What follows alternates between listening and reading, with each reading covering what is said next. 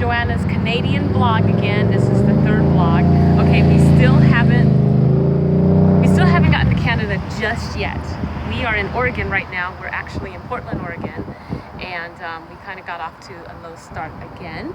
But I wanted to talk about a couple of things that we discovered. One of them may be a little on the dumb side, but for those of you who live in Oregon, you already know this. I just discovered that they have to pump your gas. That's right. All gas stations, you cannot fill your gas tank yourself in Oregon. They have to do it. So whatever gas station you go to, you have to let them pump the gas. It has something to do with the gas station's insurance.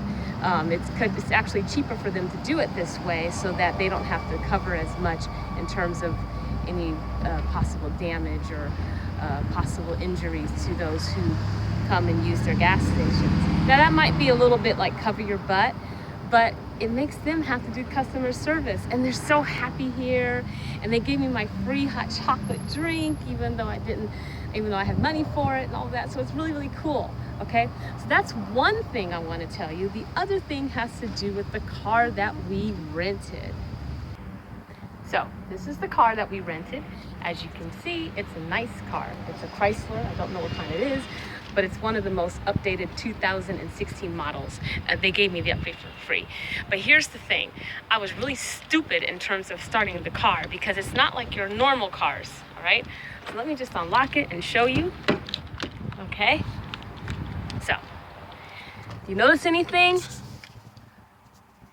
I hope you do. Look. There is no gear shift.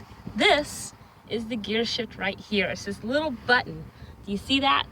Now, when I first got in here, I was like, well, how do you make this car work? That's the P, that's the park, that's the reverse, neutral, drive. I hope you can see it. If you can't, I'll show it right here. So there you go. So that is the button. Okay, and then of course, if you want to start the engine, you have to press this little start button right there. If you can see it, I hope you can. Okay, but basically, it's one of those new updated version cars, you know, the ones where you can sync your phone, and you have all these little buttons here that you have to press, so there's no gear shift. As you can see, there's no ignition, so you don't have keys to start the car. You basically have to hold on to these and just pray that you don't accidentally lock them in. Okay, a little more buttons over here. So when I first got into the car, I was like, okay. I looked at this and I was like, how do I start?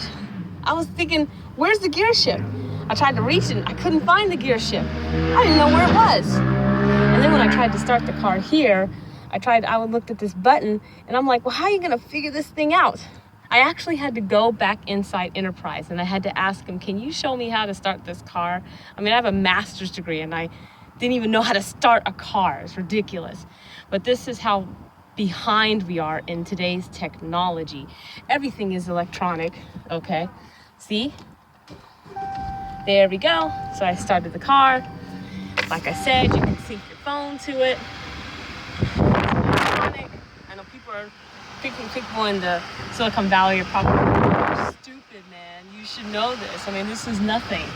So anyway, so it was kind of very interesting in terms of starting this new car that I've never been able to figure out. So hopefully we will get across the Canadian border this afternoon. It wasn't at the time that I would have expected, but God works all things together, so that's it, and stay tuned.